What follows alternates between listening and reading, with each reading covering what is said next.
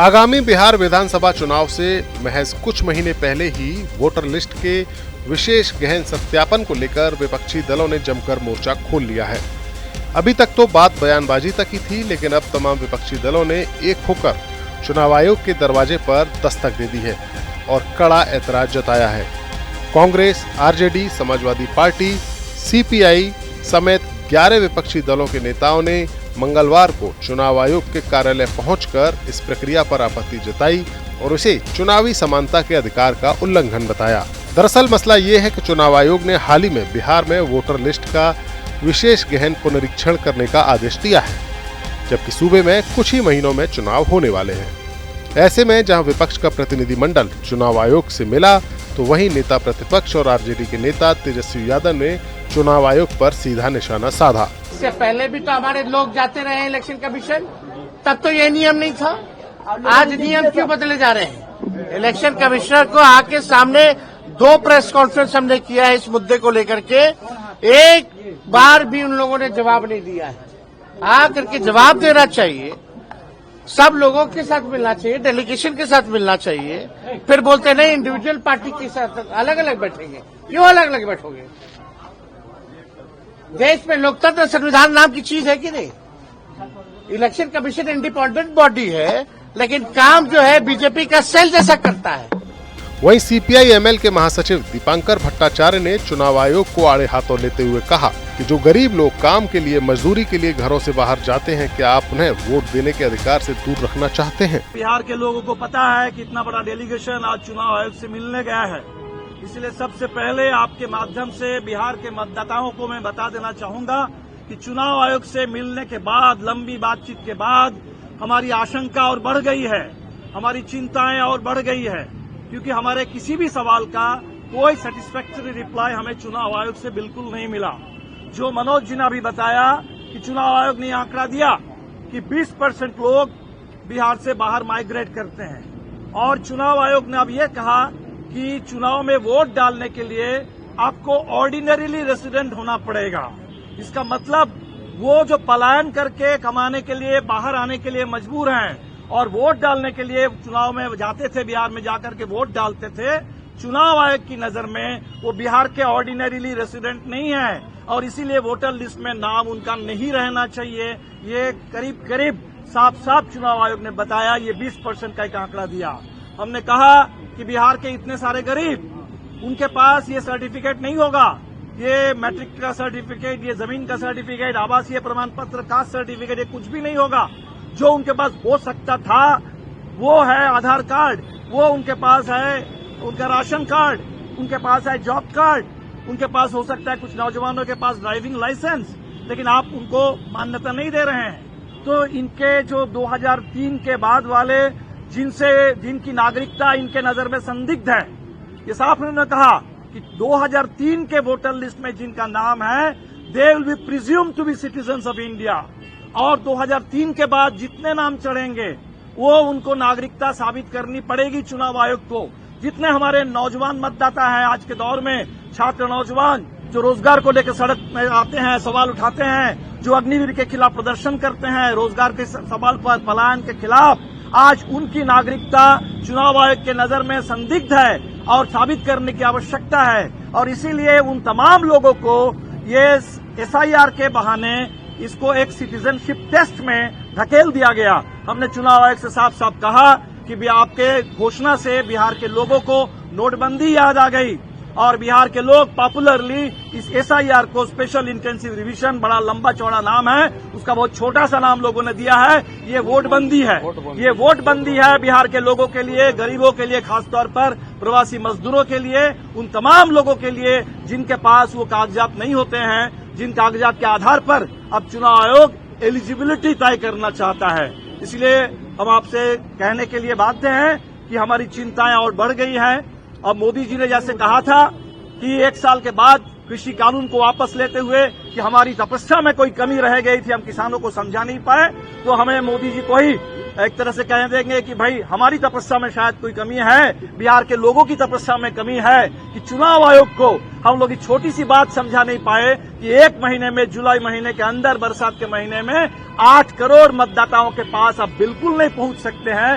वो प्रवासी मजदूर जिनको आप कह रहे हैं कि उनको ऑर्डिनरी रेसिडेंट दिखाना होगा, वो नहीं दिखा सकते हैं। और इसका सीधा मतलब होगा लाखों करोड़ों की तादाद में लोग वोटर लिस्ट से बाहर हो जाएंगे। और वोटर लिस्ट से लोग बाहर हो जाएंगे तो उनका पूरा इस लोकतंत्र में पूरा वजूद खत्म हो जाएगा। विपक्षी गठबंधन का हिस्सा कांग्रेस के बिहार अध्यक्ष राजेश कुमार ने भी इस पर अपनी राय रखी और कहा कि एक ऐसे समय में जब बिहार के लोग बाढ़ से प्रभावित होंगे, ऐसे में चुनाव आयोग का ये फैसला बेहद अनुचित है।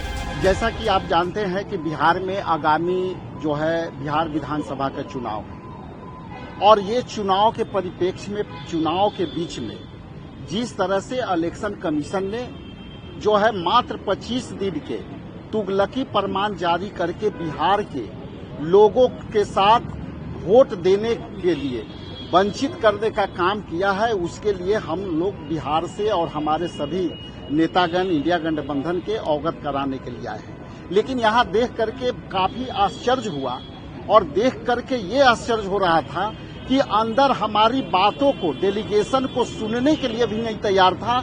हम लोग आधा घंटा 45 मिनट डेलीगेशन अंदर जाने के लिए हम संघर्ष करते रहे। तो इसलिए उसी समय मुझे ये जो है महसूस हो रहा था कि शायद अंदर जाकर के हम बिहार के मतदाताओं के लिए जो बाबा साहेब भीमराव अंबेडकर जी के जो दिए हुए संविधान में अधिकार है, जो हर व्यक्ति को एक वोट देना है, उनके अधिकार छीने जाएंगे।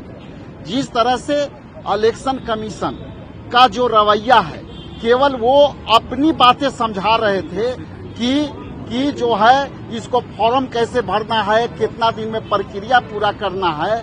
लेकिन जब हमने कहा कि अभी जो है 18 जून को मानसून ब्रेक करने के बाद बिहार के दिहाड़ी मजदूर के सुखाड़ वाले एरिया, चूंकि वहां बिहार जो है दो परिक्षेत्र में वहां बटा हुआ है प्राकृतिक रूप से, पहला उत्तरी बिहार और दक्षिणी बिहार। दक्षिणी बिहार में जो है ये प्रकृति पर जो है निर्भर कृषि होती है। वहाँ के लोग पंजाब, हरियाणा और अदर स्टेट में मानसूनी सत्र में आकर के वो अपना बुआई करने आते हैं। तो आप 25 दिन में आज से जोड़े तो मात्र 20 दिन होता है और उस 20 दिन में वो दिहाड़ी करने वाले लोग के घर पर जब आपके बीएलए जाएंगे और जो आपके कर्मचारी जाएंगे वो नहीं मिलेंगे, तो उनके लिए आपके पास क्या व्यवस्था है? पहली तो मैंने ये कहा। दूसरा जो है ये बातें है कि जब प्राकृतिक आपदा में अभी बाढ़ आने वाली है, सभी नदियां उफान पर जो है शुरू हो गई है, तो वैसे हालत में उत्तरी बिहार के जो लोग हैं 70 से 90% लोग बाढ़ से प्रभावित रहते हैं और उनकी जो प्रभाव से जो पानी जब जाते हैं उनके कटाव से उनकी प्राकृतिक जहाँ रहते हैं उनकी प्राकृतिक घर भी कट जाते हैं और बाद में वो बाढ़ के पानी घटते हैं तो वहाँ पे उनकी अपनी मकानों का अस्तित्व भी खत्म हो जाता है। जहां तमाम विपक्षी दलों ने अपनी बातें कही, वहीं आरजेडी के राज्यसभा सांसद मनोज झा ने भी कई बड़े सवाल खड़े किए। मनोज झा ने सीधे सीधे चेतावनी देते हुए कहा कि अगर चुनाव आयोग की मंशा करोड़ों लाखों लोगों को चुनाव की प्रक्रिया से बेदखल करने की है, तो ये सैलाब यही नहीं रुकेगा, ये सैलाब सड़कों पर भी दिखाई देगा। इस मीटिंग को मैं सौहार्दपूर्ण कतई नहीं कह सकता, मेरे पास कोई कारण नहीं है। हम सब ने बिहार की चिंता रखी, गरीब गुरबे, दलित, पिछड़े, अल्पसंख्यक मुसलमानों की चिंता रखी, लेकिन उस चिंता से जो चिंतन की व्युत्पत्ति होनी चाहिए थी उसका अभाव देखा हमने। मैंने कहा कि सौहार्दपूर्ण मैं कतई नहीं कहूंगा। हमने उनको सौंप दिया नेता प्रतिपक्ष तेजस्वी जी का पत्र, जिसमें बिंदुवार कि कैसे ये लोगों को बेदखल करने की साजिश, निकालने की साजिश है।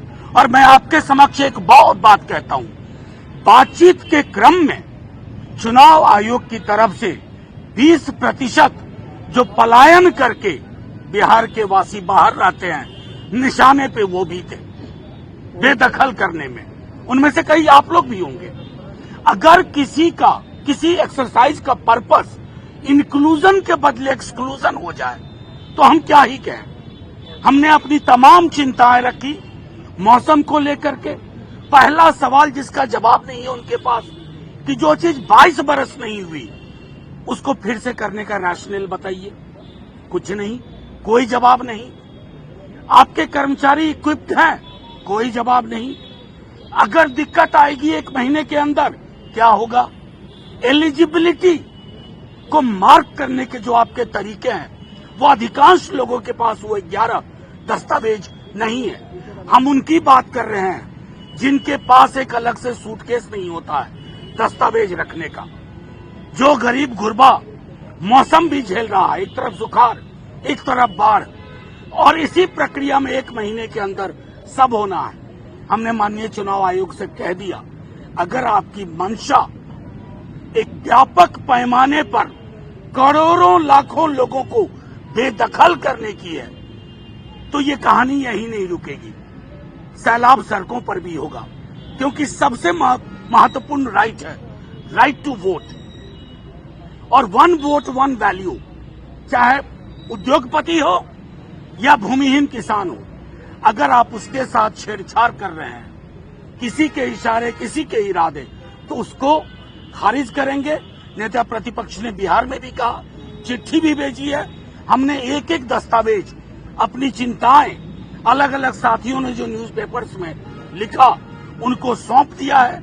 उम्मीद है कि माननीय चुनाव आयोग दीवार पे लिखी इबारत पढ़ेगा कि यह हिंदुस्तान के इतिहास में बेदखल करने की जो साजिश है लाखों लोगों को बिहार में, ये बिहार की अस्मिता का भी सवाल है। डाउटफुल वोटर ढूंढने निकले हो, कहां से? बिहार में। ये आपकी मंशा को दिखाता है। इन विपक्ष के लीडर्स के साथ मुलाकात करके उनकी शिकायत सुनने के बाद चुनाव आयोग ने भी एक बयान जारी किया और कहा कि स्पेशल इंटेंसिव रिवीजन यानी SIR संविधान और कानून के प्रावधानों के मुताबिक ही किया जा रहा है, और राजनीतिक दलों के नेताओं ने जो भी चिंताएं उठाई हैं उनका हमने जवाब दिया है।